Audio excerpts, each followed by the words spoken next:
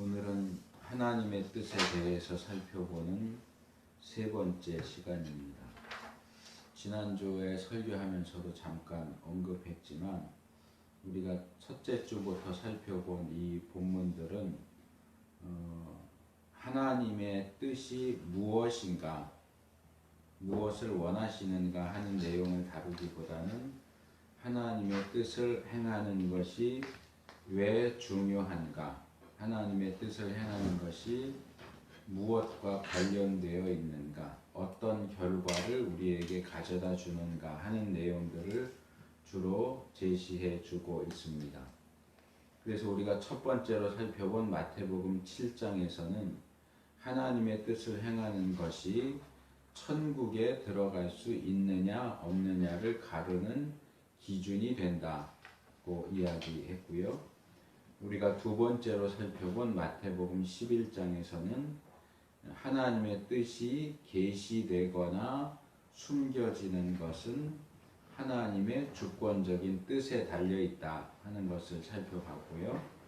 오늘 우리가 살펴볼 이 마태복음 12장에서는 설교의 결론을 미리 말하는 것이 되겠지만 하나님의 뜻을 행하는 것이 예수님의 가족이 되느냐 아니냐 하는 것을 결정짓는 기준으로 제시되고 있습니다.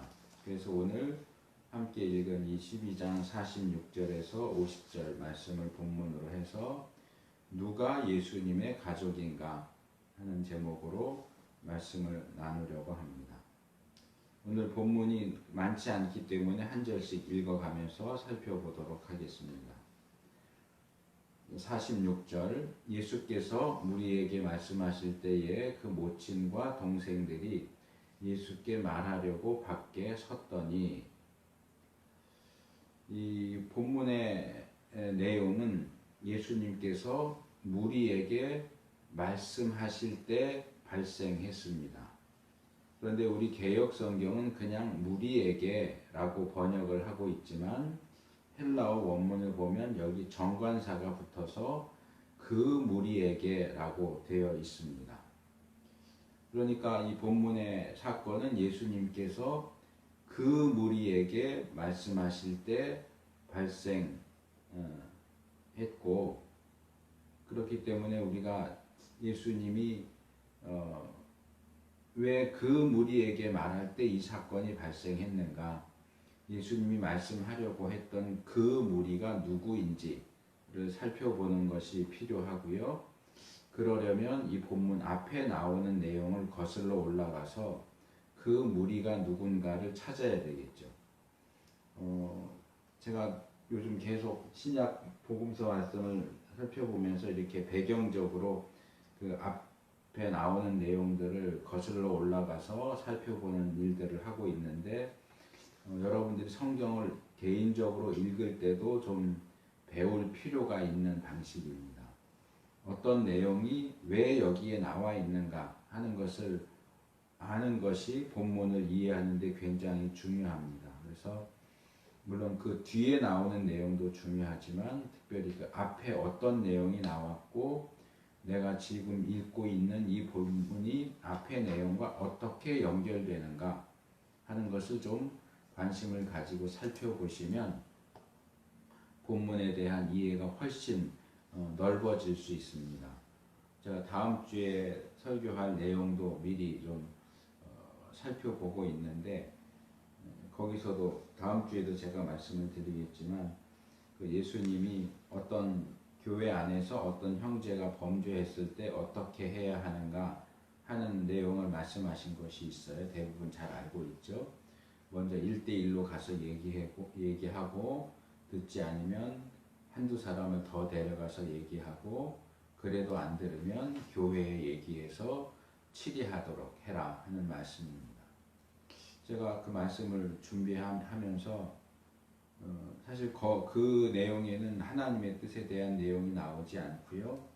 그 바로 앞에 본문이 잃어버린 양을 찾는 얘기인데, 양이 100마리가 있는데 그 중에 한 마리를 잃어버리면 99마리를 놔두고 산에 놔두고 그 잃어버린 양을 찾으러 가지 않겠느냐 이 말씀을 하시면서 100마리가 있어도 그 중에 한 마리의 양을 잃어버리는 것이 하나님의 뜻이 아니다. 소자 하나라도 실족하는 것이 하나님의 뜻이 아니다라는 말씀이 있고, 그 다음에 바로 그런데 너희 형제 중에 누군가가 너에게 범죄한다면 이렇게 이야기가 시작돼요. 그래서 제가 그 본문을 보면서 이제까지 그 본문을 많이 읽고 또는 설교도 했고 가르치기도 했지만 내가 이 본문을 문맥 안에서 읽지 못했구나 하는 생각을 했습니다. 그 문맥 안에서 읽으면 그것은 그 뒤에 나오는 내용은 단순히 교회에 문제가 생겼을 때 어떻게 처리할 것인가를 다루는 문제가 아니라 교회 안에 있는 100마리의 양 가운데 한 마리가 길을 잃어버렸을 때 어떻게 안타까운 마음으로 그 길을 잃은 한 마리 양을 제자리로 찾아오도록 할 것인가 하는 것에 대한 이야기입니다. 그냥 잘못했으니까 처리해 그 얘기가 아닙니다. 그렇게 볼 때 이 본문을 이해하는 게 전혀 달라지죠. 하나는 그냥 법적으로 교회 법에 따라서 어떻게 잘못한 사람을 처리할 것인가, 이것이 이제 일반적이고 기본적으로 그 본문을 읽는 방식인데, 앞에 나오는 문맥과 연결시켜서 읽으면 어떻게 길을 잃은 성도를 회복시킬 것인가, 회복시키려는 노력을 어떻게 몇 단계에 걸쳐서 번거로울지라도 그렇게 감당해야 하는가에 대한 이야기가 됩니다. 전혀 다른 이야기가 되는 거죠. 그래서 우리가 성경을 읽을 때 그런 앞뒤의 문맥을 살펴보는 것이 굉장히 중요한데, 오늘 본문도 역시 앞의 내용을 살펴보는 것이 필요합니다. 일단은 그 무리가 누군가, 그 무리에게 말씀하시려고 한다라고 할 때 그 상황이 뭘 가리키는가를 알아야 오늘 본문에 나오는 조금 이상해 보이는 말씀을 이해할 수가 있게 됩니다. 제가 앞의 내용을 이제 뒤에서부터 46절부터니까 45절, 44절 이렇게 거슬러 올라가다 보니까 무리라는 단어가 나오지는 않지만 15절에 가서 예수께서 아시고 거기를 떠나가시니 사람이 많이 좇는지라 이렇게 되어 있는 것을 발견할 수 있었습니다. 그러니까 여기서 예수님이 말씀하려고 하셨던 그 무리는 15절에서부터 예수님을 따라온 그 많은 사람들을 가리킨다. 그 중에 일부이겠죠. 그 중에 일부 사람들이 거기 속한다라고 볼 수 있는데, 여기서도 또 우리가 문제에 부딪히는데 갑자기 예수님께서 아시고 거기를 떠나가셨다라고 하는데, 뭘 아셨고 예수님이 떠나가신 거기는 어디고 왜 거기를 떠나가셨는가 하는 것을 또 살펴볼 필요가 있겠죠. 그래서 다시 또 거슬러 올라가 보면 12장 1절부터 14절 내용을 전반적으로 이해해야 되는데요.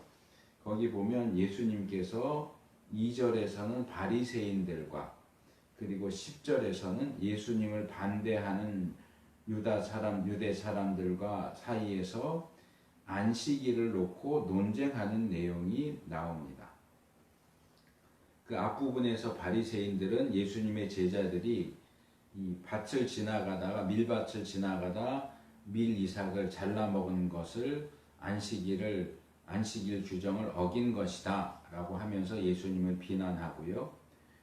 후반부에서는 예수님을 반대하는 사람들이 예수님이 안식일에 회당에서 병자를 고친 것이 안식일 규정을 어긴 것이다 라고 비난하는 내용이 나옵니다. 그리고 그 두 이야기 끝에 예수님을 반대하는 사람들의 대표 또는 주도자격인 바리새인들이 예수님이 이렇게 안식일을 어기기 때문에 어떻게 예수님을 죽여야 될까 하는 것을 의논했다 하는 내용이 14절에 나옵니다. 그러니까 바리새인들이 어떻게 예수님을 죽여버릴까 의논한다고 하는 사실을 아신 예수님께서 곧바로 거기에서 그러니까 이 병자를 고치신 회당에서 떠나가셨다 하는 이야기가 되는 겁니다. 그런데 9절도 보면 이 밀 이삭을 따먹은 것 때문에 안식일 논쟁을 하는 장면 끝에 예수님께서 그 바리새인들을 떠나서 거기서 떠나서 회당으로 들어가셨다 하는 내용이 나옵니다. 근데 그렇게 보면 지금 예수님은 가는 곳마다 반대자들을 만나는 거예요. 예수님을 반대하고 비난한 사람들을 만나서 여기 가서도 부딪히고 부딪히면 피해서 저기로 가고 저기 가서 또 뭘 하면 또 부딪혀서 또 피해서 저기로 가고 하는 무슨 당구공이 구석진데 부딪혀서 이리로 갔다 저로 갔다 하는 것처럼 계속해서 반대자들에게 부딪혀서 이리로 가고 저리로 가고 하는 그런 그림을 그려볼 수 있습니다. 그래서 그런 와중에 바리새인들과 부딪히면서 그 밭에서 떠나서 회당으로 들어갔고 반대자들하고 부딪혀서 또 회당에서 떠나서 가실 때 많은 사람들이 따라왔고 그 사람들과 가다가 본문에 정확하게 나오지는 않지만 예수님께서 어느 집에를 들어가신 것 같아요. 왜냐하면 뒤에 46절, 47절에 두 번 예수님의 모친과 동생들이 밖에서 기다립니다 하는 얘기를 하는 거 보니까 어디 안에 들어가셨다는 얘기죠. 예수님이 어디 안에 들어가셨을 때는 어딘가 집이겠죠. 그러니까 많은 사람들이 따라갔지만 예수님을 따라서 그 집 안으로 들어갈 수 있는 사람들의 숫자는 아마 제한적이었을 것이고 예수님을 열렬히 지지하고 따르는 사람들만 아마 그 집 안에 들어갈 수 있겠죠. 핵심적인 인물들만. 그래서 그 무리는 예수님을 따르던 많은 사람 전체라기보다는 그 가운데서도 특별히 예수님을 따르고 예수님의 가르침을 받기를 원하는 소수의 무리가 예수님과 함께 집으로 들어갔고 이리 치이고 저리 치이고 하던 예수님께서 뭐라 그럴까 이제 한숨 돌리고 이제야 이제 자기를 반대하거나 비난하지 않고 가르침을 듣기를 원하는 사람들에게 가르치려고 이제 말씀을 시작하신 그 상태에서 상황이 벌어진 거예요. 그 가르치려고 하시는데 그 집 바깥에 예수님의 어머니와 동생들이 찾아온 거고 어머니와 동생들이 찾아왔습니다 하는 얘기가 예수님에게 전달된 거죠. 그래서 여기 본문에 때에라고 하는 번역된 표현이 나오는데 여기 때에라고 번역된 이 단어는 아직, 미흡한, 이외에, 더욱이 이런 뜻이에요. 이건 아마 제가 볼 때는 예수님이 막 말씀을 시작하셔서 가르치시던 중간에 이게 아니고 이제 막 말씀을 시작하려고 하시는데 이런 어떤 순간을 보여주는 표현이 아닐까 생각이 됩니다. 그래서 이제야 자신을 따르는 그 사람들에게 가르침을 주려고 하는 그 순간에 또 그것을 방해하는 사람들이 나타났는데 그게 예수님의 직계 가족들, 친가족들이었다 하는 얘기입니다. 정확히 말하면 예수님의 어머니와 형제들 그랬지만 예수님이 맞이기 때문에 동생들이죠. 남자 형제들이 예수님을 찾아왔습니다. 우리 개역성경은 번역하지 않고 있는 단어가 있는데 거기 이두라는 단어가 먼저 나옵니다. 보라입니다. 보라. 그래서 이게 이 보라라고 하는 단어는 항상 주의를 환기시키는 이렇게 집중을 요구하는 그런 표현이거든요. 제가 종종 그 표현을 쓰지만 이렇게 얘기하다가 지금 저는 설교를 하고 있고 여러분들은 설교를 듣지만 이렇게 고개도 숙이고 있고 뭐 성경을 볼 수도 있고 메모를 하고 있을 수도 있고 그런데 제가 중요한 얘기를 하기 위해서는 예를 들어서 손뼉을 치거나 이렇게 하면서 자 보세요 중요합니다 이렇게 할 때 보세요 하는 그런 표현이 이두가 보라.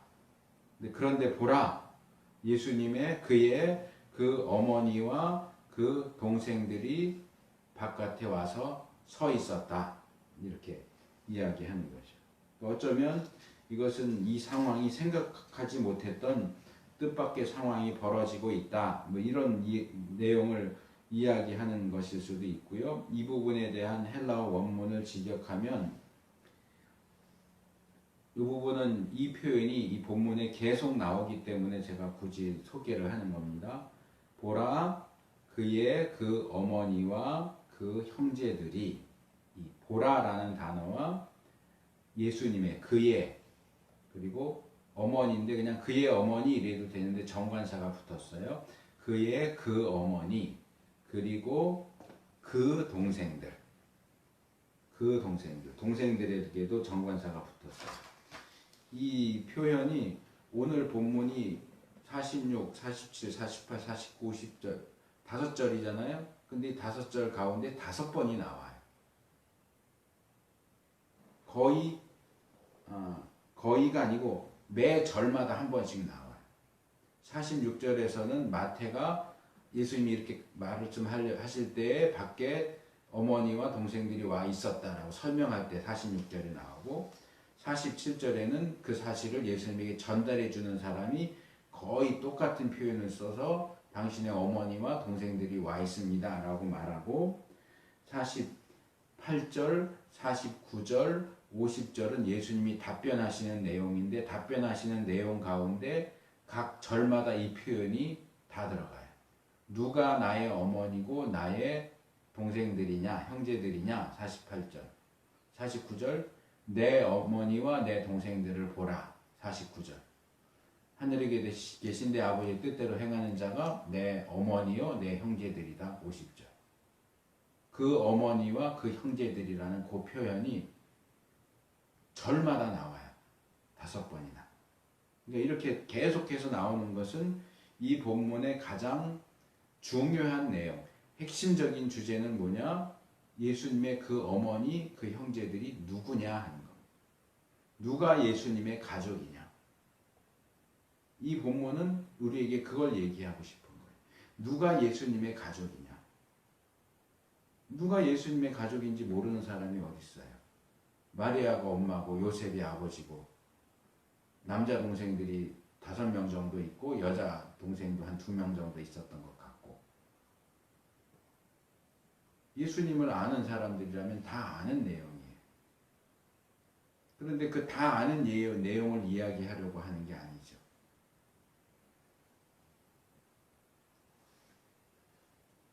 그래서 그의 그 어머니와 그 형제들이 지금 예수님께서 사람들을 가르치시기 위해서 들어가신 그 집 바깥에 와서 서 있었다. 여기 서 있었다. 이건 이 과거 완료가 되어로 사용되어서 아마도 예수님이 들어가시고 나서 곧바로 이 예수님의 가족들이 나타났다. 이걸 보여주는 것 같아요. 그래서 뭔가 자리 잡고 앉고 이러면서 가르치기 시작할 때는 이미 한참 전부터 가족들이 집 바깥에 와서 서 있는 상황. 그러니까 훨씬 전에 와서 기다리고 있다 하는 그런 상황을 보여주는 것일 수 있습니다. 마태는 이 예수님의 가족들이 예수님을 찾아온 목적을 밝히고 있는데, 그들이 예수님께 무언가를 말하기를 원했다, 말하려고 했다, 이렇게 이야기합니다. 근데 말하려고 했다라고 할 때 여기 좀 독특한 표현이 사용돼요. 말한다만 나오는 게 아니고 원한다라는, 구한다라는 표현이, 제테오라고 하는 단어가 구하다, 요구하다, 원하다 이런 표현, 말하기를 원해서 서 있었다 이렇게 소개를 해요. 그런데 정작 그 가족들이 예수님에게 무슨 말을 하고 싶었는지는 소개하지 않아요. 무슨 말을 하려고 했는지는. 근데 제가 볼 때는 이 가족들이 예수님에게 무슨 말을 하고 싶었느냐 하는 것이 본문을 이해하는데 굉장히 중요합니다. 제가 조금 전에 설교를 시작하면서 이야기했던 배경적인 요소, 그 무리에게 말씀하시려고 할 때에 그랬다. 그 무리가 누구냐? 거기서 떠날 때부터 따라온 사람들이다. 거기는 어디냐? 바리새인들과 부딪혀서 피하고 회당에서 반대자들에게 부딪혀서 또 피하고 그때부터 따라온 사람들이다. 예수님이 계속 이렇게 부딪히고 피하고 부딪히고 피하고 드디어 자기의 말을 듣는 반대하지 않고 비난하지 않는 사람들에게 말씀을 가르치시려고 하는 그 상황에서 가족들이 나타난 것이다 라고 하는 이 배경적인 요소와 가족들이 예수님에게 무슨 얘기를 하고 싶었는가 하는 이 두 가지는 뒤따라 나오는 예수님의 이상한 말씀. 우리가 이미 본문을 읽었으니까 아시겠지만 예수님이 자기 혈연을 따른 직계 가족이 내 가족이 아니다 라고 얘기하세요. 저 사람들이 내 가족이 아니야 라고 하세요. 왜 예수님이 그런 말씀을 하실까? 이상한 말씀을 하신다.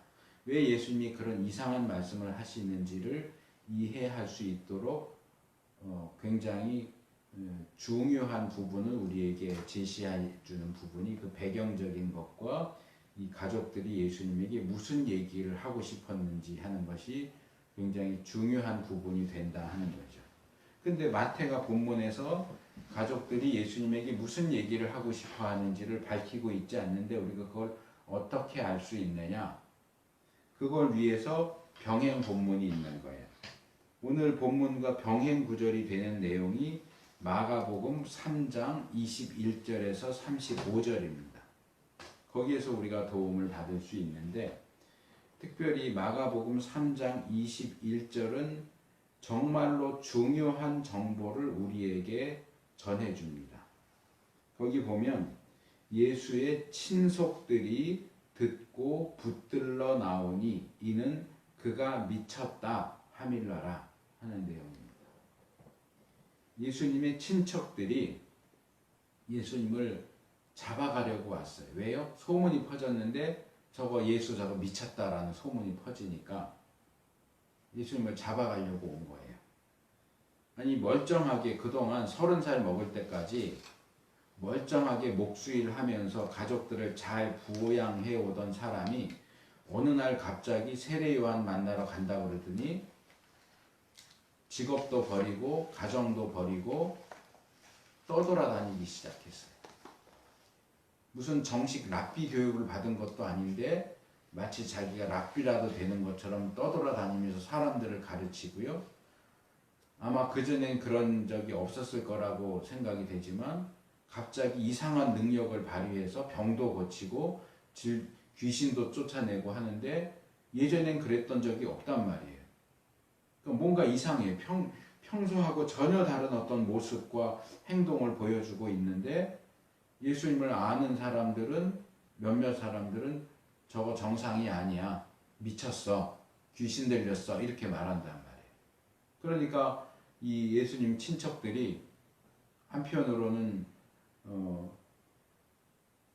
이상하다라는 생각도 하고 한편으로는 부끄럽다.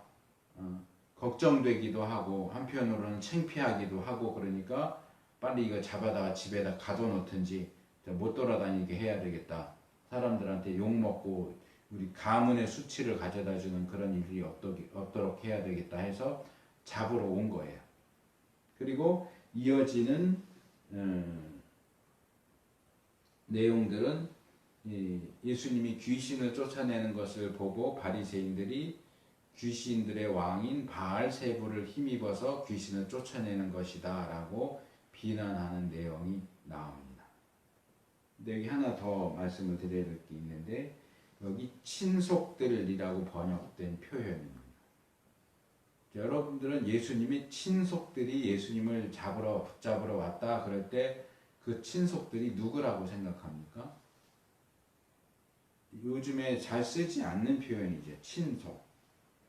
우린 친속들 이러면 친척들 이렇게 떠올리기가 쉽고요. 저도 전에 그렇게 생각을 했고요. 그리고 예수님의 친척들이 예수님을 붙잡으러 왔다라고 할 때 예수님의 가족들이 거기 포함됐을까요? 안 됐을까요? 예수님의 가족들이 포함됐으면 예수님의 가족들이 이렇게 했을 텐데 왜 굳이 예수님의 친척들이라고 했을까요? 그러면 생각하기에 따라서는 아마 예수님 직계 가족들은 여기 참여하지 않았고 조금 거리가 있는 뭐 사촌 이상 그 친척들이 주동이 돼서 예수님 말려야 된다고 난리쳐서 붙잡으러 온 거 아니냐 이렇게 생각할 수도 있는데 사실은 그렇지 않습니다. 여기 친속들이라고 번역된 헬라어 표현은 호이 파라우트라고 하는 표현이에요. 호리 파라우트. 호이는 정관사인데 복수형 정관사입니다. 파라우트는 파라 아우트를 붙인 건데 아우트는 그의고 파라는 전치사인데요. 여기서는 누구에게 속한 이렇게 번역할 수 있어요. 그러니까 이 호이 파라우트는 그에게 속한 자들 이런 뜻이에요.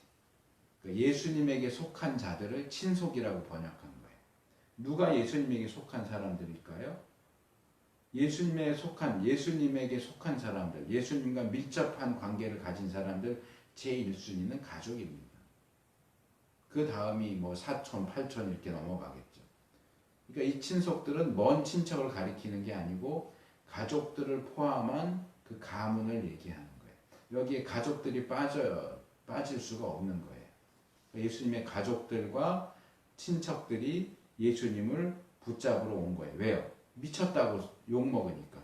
미쳤다고 귀신 들렸다고 욕먹으니까 이게 창피해서라도 이거 붙잡아 가야 되겠다 하고 온 거예요. 그래서 다시 그 다음 본문으로 넘어가면 바리새인들이 예수님이 귀신을 쫓거나 질병을 고치거나 하는 그런 능력을 행하는 것은 예수님이 대단해서가 아니고 귀신의 왕을 힘입어서 그러니까 귀신의 왕초에게 귀신 들려서 그런 거야 라고 비난을 하는 장면이 나오죠. 그리고 이제 거기 이제 길게 나오는 22절에서 30절 내용은 예수님께서 거기에 대해서 반박하시고 하시는 그런 내용들이 나오고 있습니다. 그리고 이 내용은 오늘 설교의 본문인 우리가 본문 삼아서 읽지는 않았지만 그 바로 앞에 나오는 마태복음 12장 24절에서 37절에도 거의 똑같이 나오고 있는 내용입니다. 병행 본문이라고 하는 게 같은 내용을 다른 복음서에도 기록하고 있다 하는 얘기죠. 같은 상황을 얘기하고 있는 것이 맞는 거죠. 그리고 이 내용 끝에 31절 그러니까 마가복음 3장 31절에 가면 그때에 예수님의 모친과 동생들이 예수님을 찾아왔다 하는 표현이 나옵니다. 여기에 사용된 헬라어 표현은 아까 제가 소개했던 마태복음 12장 46절에 나오는 표현과 똑같아요. 다른 점이 있다면 그 어머니와 그 형제들의 위치만 바뀌어 있어요. 그러니까 마태복음 3장 31절은 그의 형제들과 그의 어머니가 이렇게 되어 있고 마태복음 12장 46절은 그의 어머니와 그의 형제들과 이렇게 해서 어머니와 형제의 순서만 바뀌어 있지 똑같은 표현이 사용되고 있어요. 그래서 그의 가족들이 거기 마가복음엔 집 밖에 와 있다라고 또 집을 얘기하고 있고요. 집 밖에 와서 서 있었고 사람을 보내서 예수님을 불렀다라고 소개하고 있고 그 이후의 상황은 우리가 읽은 마태복음 본문과 동일하게 진행되고 있습니다. 그렇다면 이러한 상황 속에서 예수님의 가족들이 예수님을 찾아와서 예수님에게 하려고 했던 말이 뭘까요? 왜 예수님을 찾아왔다고 했어요? 마가복음 3장 21절에 뭐라고 되어 있어요? 예수님을 붙잡으러 왔다고 했잖아요. 왜요? 예수님 미쳤다. 미쳐서 저러고 다닌다라는 소문이 떠도니까 예수님 붙잡으러 온 거예요. 그럼 예수님을 붙잡으러 온 가족들이 어머니와 남자 동생들이 예수님에게 무슨 얘기를 하려고 했을까요? 예수야, 예수 형, 도대체 왜 그러는 거야? 정신 좀 차려. 그러고 돌아다니지 말고 이제 좀 그런 미친 짓 그만하고 이제 집으로 가자. 왜 사람들한테 욕먹으면서 그러고 다녀? 창피해 죽겠어. 뭐 이런 얘기 하려고 그러는 거 아니에요? 집으로 가자. 이제 그 미친 짓 그만하고 집으로 갑시다. 그 얘기를 하고 싶었겠죠. 처음에는 말로 해서 들으면 같이 가고, 말로 해서도 안 들으면 그 다음에는 힘을 써서라도 붙잡아 가겠대. 21절에 붙잡으러 라고 번역된 이 단어는 크라테오라고 하는 단어인데 힘이 있다. 힘을 써서 붙잡는다 그런 뜻이에요. 그러니까 말을 해서 아 그래 내가 잘못했네 그러면 그냥 같이 가지만 무슨 소리야 내가 왜 집에 가 이러고 말을 안 들으면 억지로 힘으로 형제 남자 동생들도 예수님이 30살이니까 남자 동생들도 20대 이랬을 거 아니에요. 그러니까 힘으로 여러 명이 달라붙으면 어떻게 이겨요. 그러니까 힘으로 억제해서 붙잡아서 집으로 끌고 가려고 하는 생각으로 일단 말을 꺼내려고 한 거죠. 말을 붙여보고 안 되면 힘으로 붙잡고 끌고 가자. 그런데 이런 상황을 본다면 제가 설교 시작하면서 배경적으로 살펴봤던 것처럼 서기관들, 바리새인들, 예수님을 반대하는 사람들과 지금 이 예수님의 가족들이 똑같은 입장과 태도를 취하고 있다는 것을 발견할 수 있어요. 반대하는 거죠. 예수님을 반대하는 거예요. 가족들인데도 예수님을 반대해요. 복음서 제가 찾지는 않았지만 여러 군데서 예수님의 형제들이 예수님의 가족들이 예수님을 믿지 않았다 하는 내용들이 나오죠. 예수님을 오해했고 예수님을 믿지 않았어요. 마지막 예수님이 죽고 부활하신 후에야 예수님의 형제들이 예수님을 믿게 됐고 그 중에 이제 대표적으로 야고보서를 쓴 야고보와 유다서를 쓴 유다가 예수님의 친동생들이거든요. 예수님의 제자들이 아니 이름이 똑같지만 예수님의 친동생 중에 야고보와 유다가 이제 교회의 중심적인 지도자가 돼서 활약을 하기는 하지만 예수님이 살아계실 당시에는 가족들이 예수님을 믿지 않았어요. 뭐 예수님의 어머니 마리아의 경우도 예수님에 대해서 처음부터 천사를 통해서 계시를 받았고 여러 가지 일들이 일어날 때마다 마음에 새겼다 이런 표현이 나오지만 정작 예수님을 믿었는지는 모르겠어요. 근데 이렇게 미쳤다고 해서 붙들러 나오는데 어머니가 같이 따라 나온 거 보니까 마리아도 예수님을 구원자로 믿지는 않았던 것 같다 하는 생각이 들고요. 결국 가족들이 처음에는 바리새인들이 예수님을 반대하고 부딪혔고 그 다음엔 회당에 있던 유대인들이 예수님을 반대해서 부딪혔다면 이제는 여기 바리새인들을 피해서 회당으로 가니까 유대인들과 부딪혀서 그들을 피해서 다시 어느 집에 들어와서 예수님을 따르는 사람들에게 가르치려고 하니까 이번에는 가족들이 예수님의 반대자로 나타났어요. 정상이 아닌 것 같아요. 뭐 어떻게 보면 이해할 수도 있어요. 가족이잖아요. 형제잖아요. 어렸을 때부터 같이 자랐잖아요. 근데 형이 어느 날 갑자기 내가 하나님의 아들이다 이러면 그게 믿어지겠어요? 진아랑 진경이랑 자매인데 같이 이제까지 20년 넘게 같이 자랐는데 어느 날 갑자기 진아가 사실은 내가 하나님의 딸이야 이러면서 그렇게 하면은 믿을 수 있겠어요?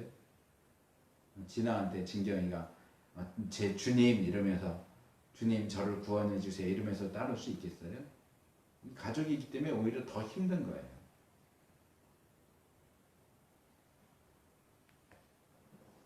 그래서 그런 반대자로 예수님 앞에 등장을 하고 있는 거죠.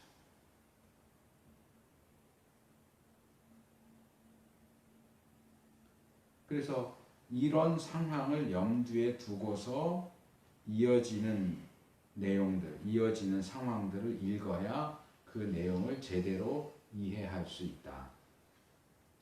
47절 한 사람이 예수께 여짜오되 보소서 당신의 모친과 동생들이 당신께 말하려고 밖에 섰나이다 하니.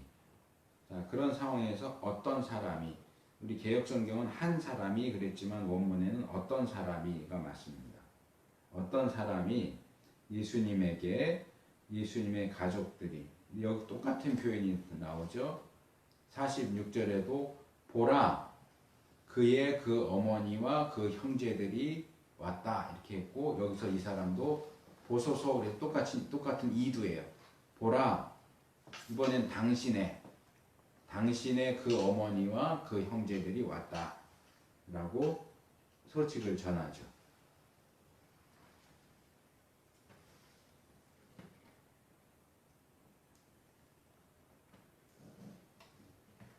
그러니까 48절 말하던 사람에게 대답하여 가라사대 누가 내 모친이며 내 동생들이냐 하시고. 그런데 여기서 예수님이 자기에게 소식을 전해주는 사람에게 대답했다라고 되어 있는데, 이 예수님의 대답이 좀 이상하죠. 여러 가지로 이상한데요. 이 48절을 헬라어 원문으로 보면 그런데 또는 그러나 그가 대답하기를 이렇게 시작됩니다. 데 아포크리데이스 이게 대답했다라는 거고, 대는 여러 번 얘기했지만 그러나고요. 호는 정관사입니다. 그러니까 그러나 그가 호 아포크리데이스 대답했다. 그러니까 예수님이 대답은 했는데 그러자 대답한 게 아니고 그러나 대답했어요. 그 얘기는 그 말에 대한 예수님의 대답이 일반적이지 않다, 정상적이지 않다 하는 것을 보여주죠. 일반적이라면 어땠을까요? 지금 사람들하고 이렇게 있어서 가르치려고 하고 있는데 한 사람이 들어오더니 집 밖에 당신 가족들이 와 있습니다. 그러면 뭐라고 그러겠어요? 그래요? 그럼 뭐 잠깐 기다리라고 하세요. 그러든지 들어오시라고 하세요. 뭐 이러든지 그럴 거 아니에요. 그게 일반적인 반응 아니에요? 그런데 예수님은 그러지 않아요. 기다리라고 전해주세요. 그러지도 않았고, 들어오시라고 해주세요. 그러지도 않았어요. 뭐라고 그래요? 누가 내 어머니고 누가 내 형제들이냐? 라고 오히려 물어보시죠. 대답했다고 그러지만 대답이 아니고 물어보시죠. 누가 티스 에스틴 헤 메테르 무 카이 티네스 에이신 호이 아델포이무. 누가 나의 그 어머니이고 누가 나의 그 형제들이냐? 라고 물어보세요. 그러니까 그의 그 어머니, 그의 그 형제들. 46절, 47절 당신의 그 어머니, 당신의 그 형제들. 47절, 48절은 나의 그 어머니, 나의 그 형제들. 누가 나의 그 어머니고 누가 나의 그 형제들이냐? 라고 물어보세요. 아마 예수님께 소식을 전하고 예수님의 답을 들은 그 사람은 분명히 예수님의 가족들을 아는 사람이었을 거예요. 그러니까 마태복음에는 그렇게 안 돼 있고 마가복음에는 다르게 돼 있죠. 마태복음에는 예수님의 가족들이 집 바깥에 와서 서 있었지만 그 사람에게 우리가 와 있다고 전해주세요라고 부탁했다고 나오지 않아요. 그 얘기는 이 사람이 이렇게 집을 들어오다 보니까 예수님의 어머니와 동생들이 서 있는 걸 보고 알아본 거죠. 예수님의 어머니라는 거, 예수님의 동생이라는 걸 알아보고서 들어와서 제가 들어오면서 보니까 당신의 어머니와 형제들이 밖에 서 있던데요. 아마 이렇게 얘기를 했겠죠. 마가복음의 본문에 의하면 예수님의 어머니와 형제들이 누군가에게 부탁을 해요. 예수님을 불러달라고 부탁을 했다고 그러죠. 근데 부탁도 아무한테나 하나요? 그러니까 아는 사람이니까 부탁을 했겠죠. 평소 알고 지내던 동네에 아무개 불러서 우리가 왔다고 좀 예수한테 전해주시오. 이렇게 하니까 와서 전해줬겠죠. 그러니까 이 사람은 어떻게 됐든 간에 예수님의 가족들이 누군지를 아는 사람이에요. 그런데 그 사람에게 누가 내 어머니고 누가 내 형제들이냐라고 물어봐요. 이건 뭐예요? 몰라서 물어보는 게 아니잖아요. 예수님이 자기 가족이 누군지를 몰라서 좀 알려줘 하고 물어보는 게 아니고 상대방이 예수님의 가족이 누군지를 모르기 때문에 너는 내 가족이 누구라고 생각해? 누군데 내 가족이 왔다고 그래? 너 잘못한 거 아니야? 이렇게 물어본 것도 아니고 누가 내 가족인데? 물어보시죠.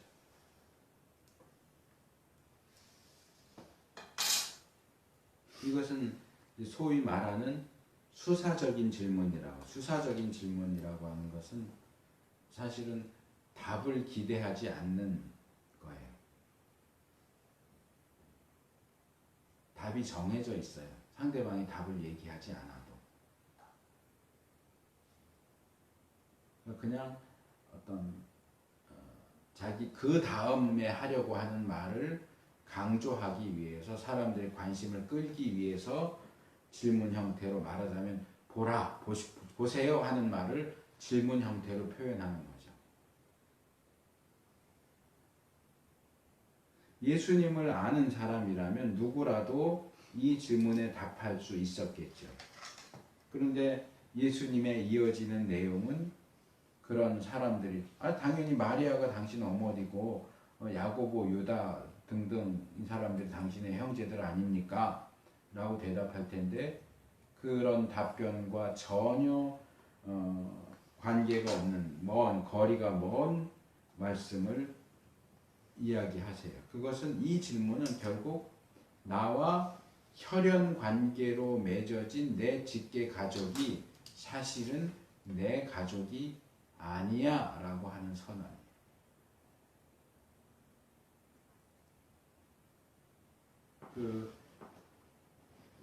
예전부터 내려오는 그런 말이 있죠. 좀 말장난 같은 말인데 사람 인자를 4개인가 5개 쓰죠.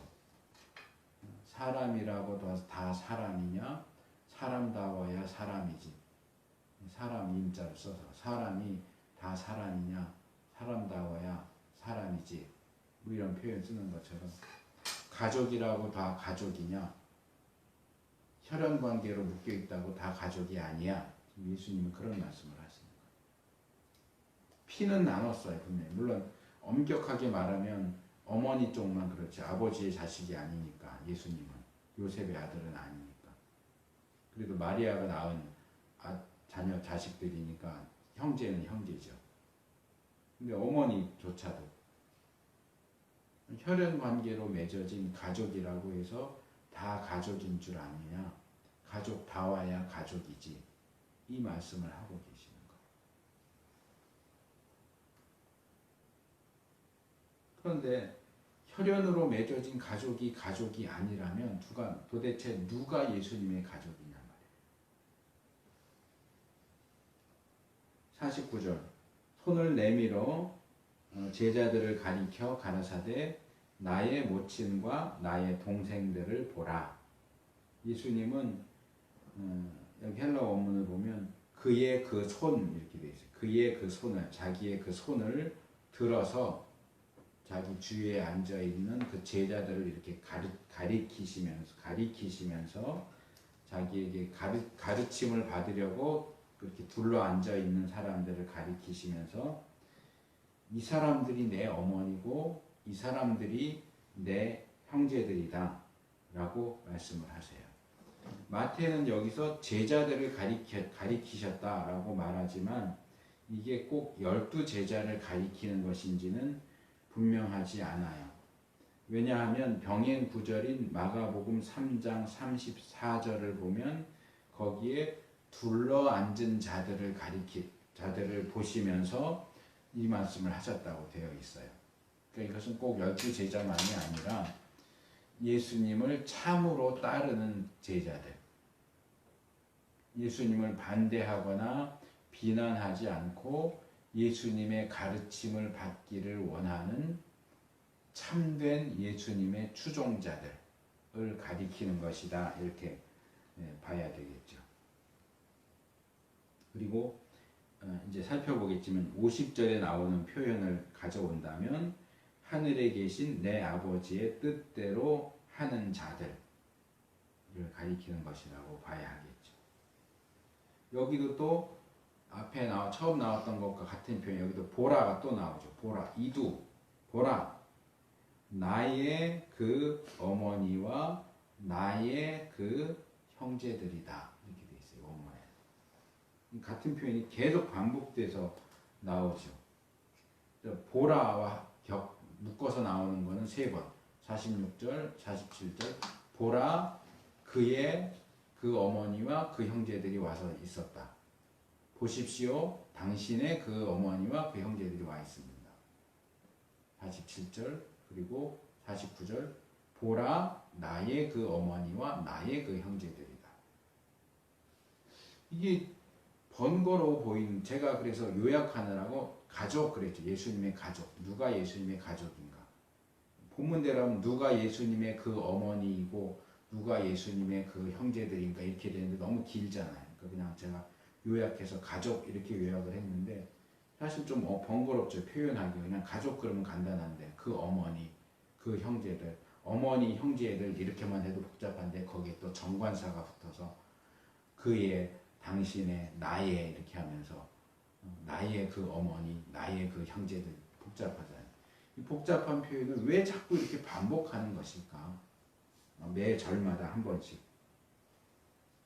그것은 우리의 관심을 끌기 위해서 같은 표현을 자꾸 사용하는 걸 통해서 지금 내가 제일 중요하게 얘기하고 싶은 게 이거야. 예수님의 그 어머니, 그 형제가 누구냐? 이거 얘기하고 싶은 거야. 여기에 관심을 기울여 줘. 라고 신호를 보내는 거예요. 예수님이, 그리고 마태가 우리에게. 누가 예수님의 가족인지 잘 봐. 예수님은 자신의 직계 가족, 혈연으로 맺어진 직계 가족이 아니라 제자로서 자신을 따르는 사람들이 자신의 참 가족이라고 말씀하고 계시는 거예요.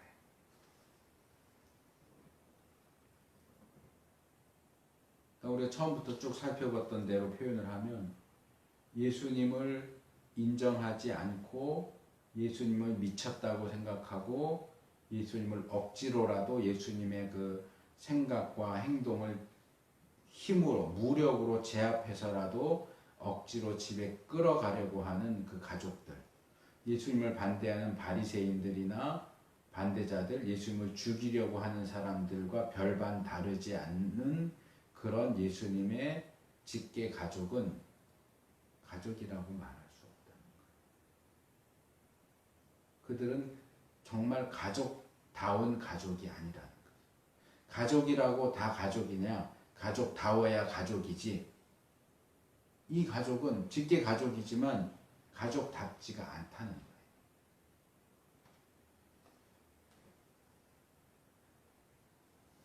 나를 따르고 내 가르침을 받기를 원하고 하나님의 뜻을 행하고자 하는 이 사람들이야말로 정말 나의 가족 같은 가족이다. 정말 나의 참 가족이다. 무늬만 가족이 아니고 나의 참 가족은 나를 믿고 따르는 사람, 나에게 배우고자 하는 사람, 나에게 순종하고자 하는 사람, 하나님의 뜻을 행하고자 하는 사람, 그 사람들이 정말 나의 가족이지 피가 섞여 있다고 해서 그게 진짜 가족인 것이 아니다. 완전히 폭탄 선언이죠. 가족들이 들었으면 굉장히 서운했을 거예요. 우리는 예수님의 이 말씀을 그거야 그냥 하는 말이지 뭐 말이 그렇다는 얘기지 진짜 그렇겠어? 진짜 예수님이 자기의 가족을 부인했겠어? 인정할 수 없다고 그러셨겠어? 그런 식으로 무시하지 않도록 조심할 필요가 있습니다. 예수님은 지금 농담을 하시는 게 아니에요. 그냥 해보는 소리가 아니에요. 진심으로 말씀하시는 거예요. 예수님이 말씀하신 그대로 정말 예수님을 참으로 따르는 자들만이 예수님의 참 가족이고 참 가족으로 인정받을 수 있어요. 예수님을 참으로 따르지 않는 사람은 예수님의 가족일 수 없고 예수님의 가족이 될 수 없습니다. 절대로 안 됩니다.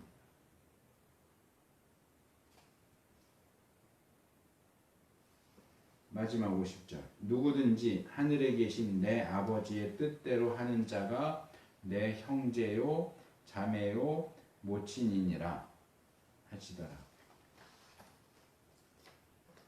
자, 이 마지막 50절에서 예수님은 다시 한번 비슷한 표현을 사용하시면서 자기의 참 가족이 누구인지를 더 명확하게 그리고 그 범위를 상당히 확대해서 말씀하고 계십니다.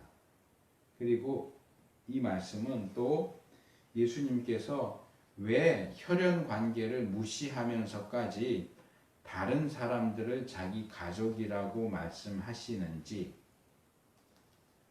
또 왜 혈연 관계로 맺어진 가족을 가족이 아니라고 하시는지 그 이유를 설명하는 내용이기도 합니다. 예수님은 왜 이런 말씀을 하실까요?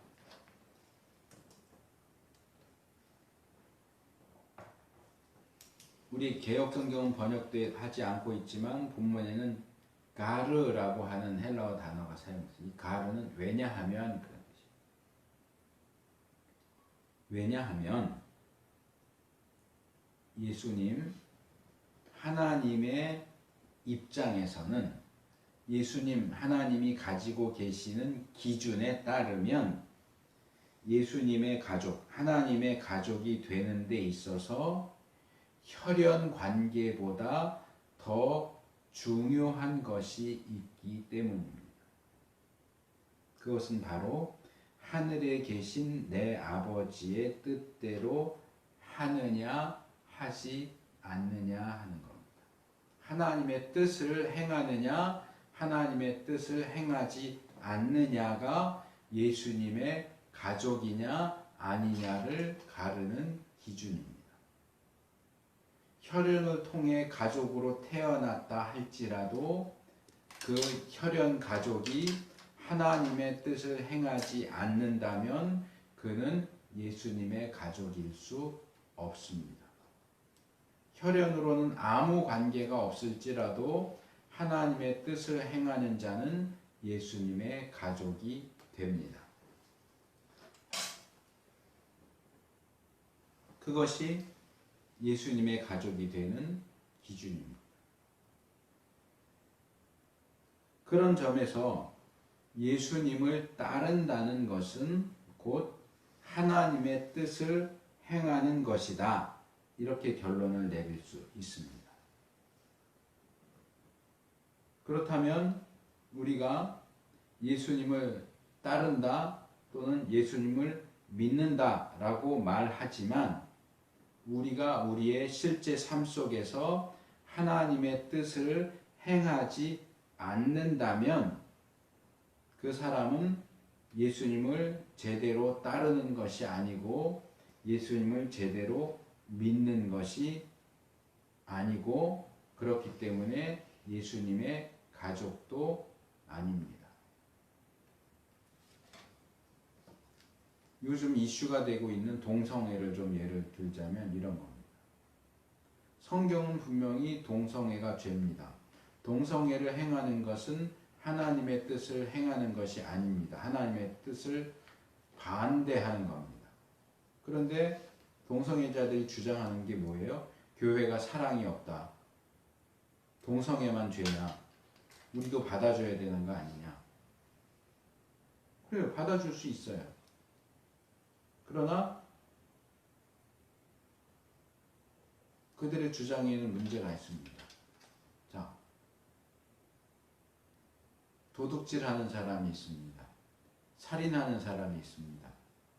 도둑질하고 살인하면서 나 교회에서 왜 안 받아줘? 교회가 사랑이 없네?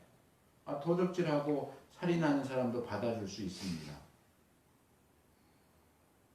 그런데 교회에 다니면서 계속 도적질을 해요. 교회에 다니면서도 계속 살인을 해요. 공개적으로. 공개적으로 살인을 하고 다니면서 나는 살인자야, 나는 살인을 좋아해 이러면서도 그래도 난 교회는 다닐 거야, 나 예수 믿어. 그런 사람을 어떻게 받아들인 거야? 공개적으로 하나님의 뜻을 반하는, 위반하는 행동을 하면서 나는 살인은 계속하지만 교회가 날 받아줘야 돼. 난 살인을 계속하지만 난 살인을 그만둘 생각이 없지만 나도 그리스도인이야. 이렇게 주장할 수 있습니까? 살인한 거 회개하고 돌아오면 받아줍니다. 도적질하는 거 그만두고 돌아오면 받아줄 수 있습니다. 형제로 받아줄 수 있습니다. 사울이 그리스도인들을 박해하고 교회를 박해하고 스데반을 죽이기까지 했지만 그가 회개하고 돌아올 때 형제 사울아 이렇게 불러줬던 것처럼 도덕질하고 살인하던 사람이 회개하고 나 이제 예수님 믿고 도덕질 안 하겠습니다, 살인 안 하겠습니다 하고 돌아온다면 얼마든지 형제여 하고 받아줄 수 있습니다. 그런데 동성애자들은 동성애가 죄가 아니라고 주장하잖아요. 동성애를 그만둘 생각이 없잖아요. 동성애를 계속 하면서 자기를 그리스도인으로 인정해달라고 그러잖아요. 동성애이기 때문에 그런 게 아니에요. 무슨 죄이든 간에 그 죄를 여전히 저지르면서 나 그리스도인으로 인정해줘. 아니요. 인정할 수 없습니다. 동성애자이기 때문에 인정할 수 없는 게 아니고 도둑질하는 놈도 인정할 수 없고 살인하는 놈도 인정할 수 없고 사기치는 놈도 인정할 수 없습니다. 그게 죄라는 걸 알면 죄를 인정하고 회개하고 돌이켜야 인정받아줄 수 있지. 여전히 그 죄를 저지르면서도 나는 살인하는 그리스도인이야. 살인하는 그리스도인이 어디 있습니까? 동성애하는 그리스도인이 어디 있습니까? 근데 자꾸 동성애를 계속하면서도 자기 그리스도인이라고 왜 교회가 날 안 받아주냐고. 나 예수 믿는데. 예수 믿는 게 동성애하는 것하고 어떻게 같이 갈 수 있습니까? 예수 믿는 게 살인하는 거하고 어떻게 같이 갈 수 있습니까? 예수 믿는 것은 하나님의 뜻을 행하는 겁니다. 예수 믿는 것은 하나님의 뜻을 반대하고 하나님의 뜻을 어긴다면 그는 예수 믿는 게 아니에요. 우리가 예수님을 믿는다면 하나님의 뜻을 행해야 되는 거예요. 하나님의 뜻을 반대하고 하나님의 뜻을 어기고 자기 하고 싶은 죄악을 여전히 저지르면서도 나 예수님 믿는 사람이야, 나 예수님 따르는 사람이야, 거짓말 하지 말라고요. 사기치지 말라고요. 어떻게 그게 예수 믿는 사람이에요? 어떻게 그게 예수를 따르는 사람이에요? 그게 어떻게 예수님의 가족이에요? 그거 정말 저주받을 거짓말이에요. 동성애자였는데 그리스도인이 될 수 있어요. 그러나 동성애자인데 그리스도인이 될 수 없습니다. 살인자였는데 그리스도인이 될 수 있어요. 그러나 살인자이면서 그리스도인이 될 수는 없습니다. 속지 마세요. 난 동성애를 하지만 그리스도인이 아니요. 동성애를 하면 그리스도인이 될 수 없습니다. 난 하나님의 뜻을 어기지만 그리스도인이야. 하나님의 뜻을 어기는데 어떻게 그리스도인입니까? 하나님의 뜻을 어기는데 어떻게 하나님의 자녀고 하나님의 백성입니까?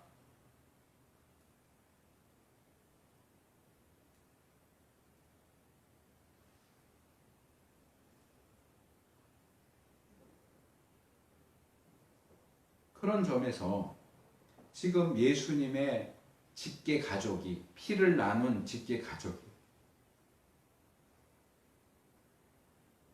저는 이 말씀을 하시는 예수님의 마음이 어땠을까? 화가 나서 이 말씀을 하셨을까? 누가 내 가족인데 누가 내 어머니고 누가 내 동생들이란 말이냐? 화를 내면서 이 말씀을 하셨을까요? 슬퍼하시면서 하셨을까요? 저는 안타까워 하셨을 거라고 생각해요. 이해는 해요. 인간적으로. 형제고 내 아들인데 내 아들이 갑자기 자기가 하나님의 아들이라고 그러고 미쳤다는 소리 들으면서 그러고 다니는데 속이 편하겠어요. 어떻게 그걸 그대로 받아들이고 믿을 수 있겠어요. 함께 어렸을 때부터 빨개 벗고 다니면서 놀고 장난치고 이랬던 형인데 어느 날 갑자기 자기가 하나님이라고 그러는데 그거 어떻게 하나님 그러고 믿겠어요. 이해는 하지만 예수님 마음이 좋았겠어요? 그냥 화만 났겠어요? 안타까웠겠죠. 슬프셨겠죠. 누가 내 어머니고 누가 내 형제들이나. 혈연을 맺은 직계 가족을 가족이 아니라고 말하고 혈연 관계도 없는 사람들을 이 사람들이 내 가족이야. 이 사람들이 내 어머니고 내 형제들이야. 내 자매들이야. 이렇게 말씀하셔야 했던 예수님의 마음이 어떨까 생각해 보세요. 그런데 지금 예수님의 그 직계 가족이 하나님의 뜻을 행하는 것이 아니라 그것에 역행하고 거스르는 방향으로 그런 방식으로 행동하고 있잖아요. 그러면 그렇게 하면 절대로 예수님의 가족이 될 수가 없다고요. 예수님이 자신의 죽음을 가이사랴 빌립보에서 처음 내가 잡혀서 죽고 사흘 만에 부활할 거다라고 밝히셨을 때 제자들이 깜짝 놀라서 슬퍼하고 근심하고 그 가운데서 특별히 베드로는 오히려 예수님을 꾸짖죠. 꾸짖으면서 예수님 무슨 소리를 하십니까? 우리가 있는데 예수님한테 절대로 그런 일이 일어날 수가 없지 않습니까? 그런 일이 일어나려고 해도 우리가 막을 겁니다. 라고 말하는 베드로에게 뭐라고 그래요? 사탄아, 내 뒤로 물러가라. 너는 하나님의 일을 생각 안 하고 사람의 일만 생각하는 거야. 너가 나를 위해 주는 건 고맙지만 너는 지금 하나님의 뜻을 반대하고 있어. 하나님의 뜻은 내가 잡혀가서 죽고 살아나는 것이 하나님의 뜻인데 너는 하나님이 하시는 일을 막으려고 하고 있어. 너는 지금 사탄의 일을 하려고 하고 있어. 라고 말씀하셨는데 그것과 똑같은 상황입니다. 지금 예수님의 가족들이 하나님의 일을 반대하고 예수님을 미쳤다고 붙잡아 가려고 찾아오는 그런 사탄의 일을 하고 있는 거예요. 사탄의 일을 하고 있는 그 사람들이 어떻게 예수님의 참 가족일 수 있느냐 말이에요. 이것은 예수님께서 미가서 7장 6절 말씀, 아들이 아비를 멸시하며 딸이 어미를 대적하며 며느리가 시어미를 대적하리니 사람의 원수가 곧 자기의 집안 사람이로다 라고 하는 이 미가서 말씀을 인용하시면서 하셨던 마태복음 10장 34절에서 36절 말씀을 떠올리게 합니다. 내가 세상에 화평을 주러 온 줄로 생각지 말라. 화평이 아니요 검을 주러 왔노라. 내가 온 것은 사람이 그 아비와 딸이 어미와 며느리가 시어미와 불화하게 하려 함이니 사람의 원수가 자기 집안 식구리라. 우리는 여기서 예수님께서 혈연이나 그 외에 어떤 것보다도 하나님의 뜻을 행하는 것을 가장 우선시하시면서 가장 중요하고 절대적인 기준으로 제시하고 계시다는 사실을 볼 수 있습니다. 누가 예수님의 가족이냐? 하나님의 뜻을 행하는 자가 예수님의 가족입니다.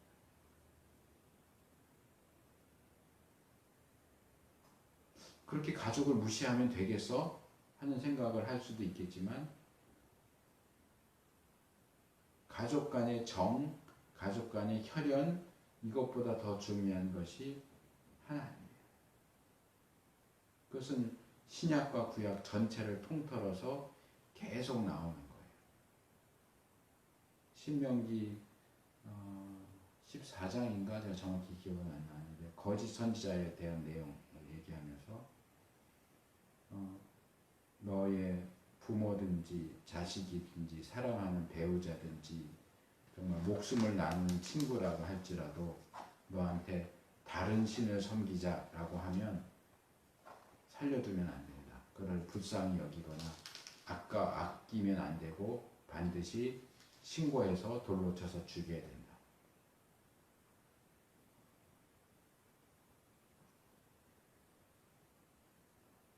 자식이나 부모나 형제를 나보다 더 사랑하는 자는 내 제자가 되기 합당치 않다.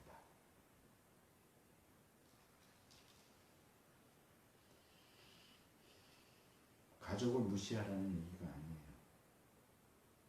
가족을 정말로 사랑한다면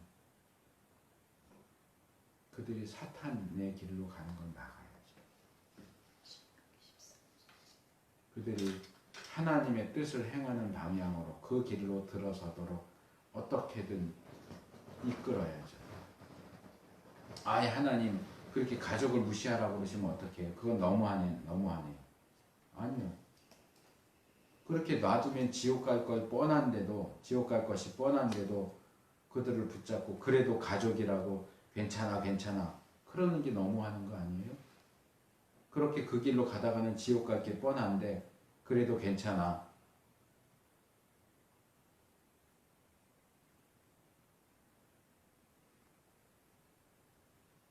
어떻게 가족한테 그렇게 말을 해? 나 교회 안 가길 잘했네. 그러면 그래 잘했어 이래야 됩니까? 너 그러다 지옥 간다 그래야 되는 거 아니에요? 그러다 지옥 간다 그러면 어떻게 가족한테 그렇게 말해 그래야 되는 겁니까? 그게 정말 너무하는 거 아니에요? 지옥 가는 길을 가고 있는데 사랑한다 그러면서 가족이라 그러면서 그래 괜찮아 그게 잘하는 겁니까? 하나님이 세우신 기준이에요. 예수님의 가족은 누구냐? 하나님의 뜻을 행하는 자만 예수님의 가족이에요. 예수님 믿는 사람만 하나님의 가족이에요. 예수님을 제대로 믿는 사람만 하나님의 가족이에요. 예수님을 제대로 따르는 사람만 참 가족이에요. 그들만 구원받을 수 있고 그들만 천국에 들어갈 수 있어요. 그런데 어떤 이유에서든지 나 더 이상 교회 안 갈 거야. 나 이제 예수 안 믿어. 하나님이 어디 있어? 교회는 다 위선자들이 목사들도 다 엉터리고 그러면서 신앙을 떠나가는 가족에게 그래도 괜찮아 라고 말하는 게 정말 괜찮은 걸까요? 그러다가 지옥 가 라고 말해야 되는 거 아닙니까?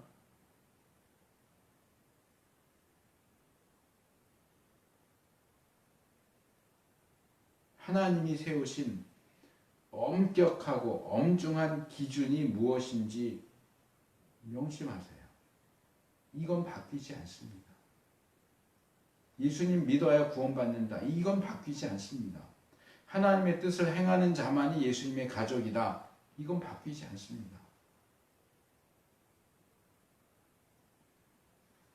한편 예수님은 이 50절에서 여기에 누구든지라고 하는 표현을 덧붙이시죠. 누구든지 하나님의 뜻을 행하는 자가 내 어머니고 형제고 자매다 말씀하시죠.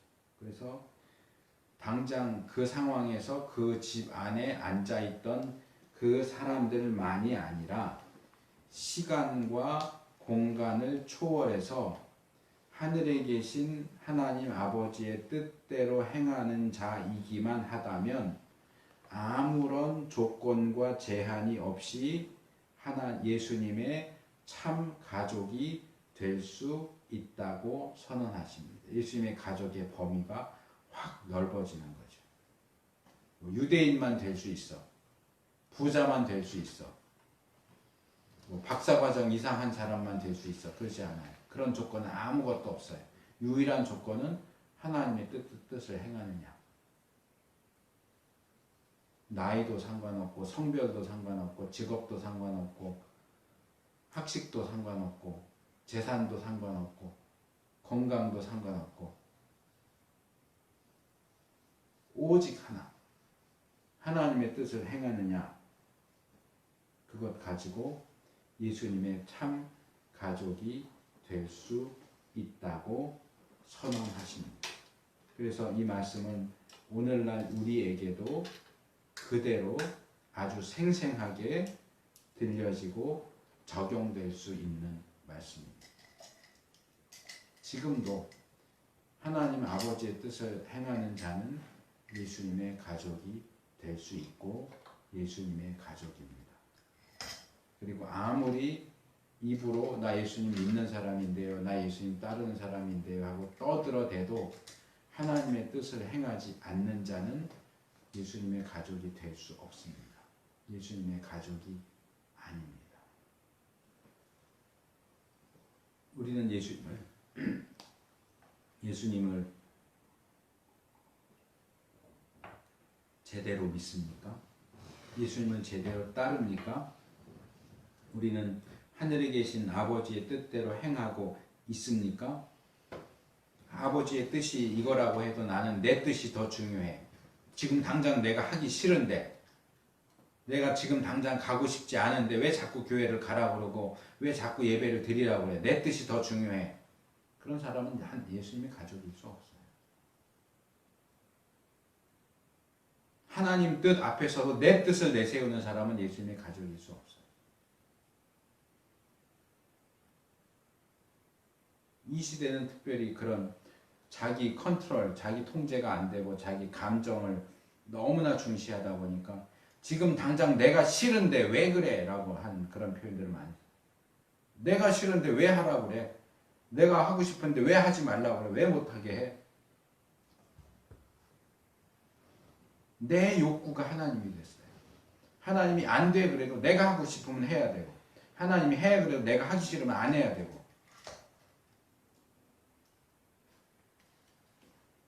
그런 사람은 절대로 하나님의 가족, 예수님의 가족이 될 수 없습니다. 우리가 스스로 뭐라고 말하고 뭐라고 주장하든지 그것과 상관없이 우리가 예수님을 제대로 따르고 있지 않다면, 예수님을 제대로 믿고 있지 않다면 우리는 예수님의 가족이 될 수 없어요. 이렇게 하나님 아버지의 뜻을 행하는 것은 중요합니다. 우리 신앙에 있어서 가장 기초가 되는 기둥과 같은 것이 됩니다. 그래서 우리는 이것을 절대로 무시하지 말아야 합니다. 예수님을 믿는다는 것은 하나님 아버지의 뜻을 행하는 것입니다. 그저 입으로만 믿습니다 라고 말하고 영접기도 따라한다고 해서 예수님을 믿는 게 아니고요. 하나님 아버지의 뜻을 행해야 예수님을 믿는 겁니다. 진정한 회심, 진정한 믿음은 하나님의 뜻을 실제 삶 속에서 행하는 것을 통해서만 증명됩니다. 입으로 몇 마디 떠드는 것으로 증명되지 않습니다. 그것을 하지 않는 한 우리는 믿는 사람이라고 불릴 자격이 없습니다. 이 사실을 명심하고 또 명심하시기 바랍니다.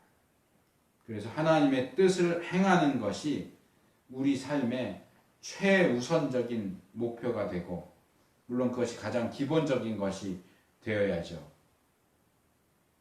최종적인 것이라기보다는 가장 기본적인 것이 되지만 그것을 위해서 최우선적인 노력을 기울여야 합니다. 우리가 참으로 그러한 방식으로 하나님의 뜻을 행하는 자, 하나님의 가족이 되는 우리 모두가 될 수 있기를 축복합니다.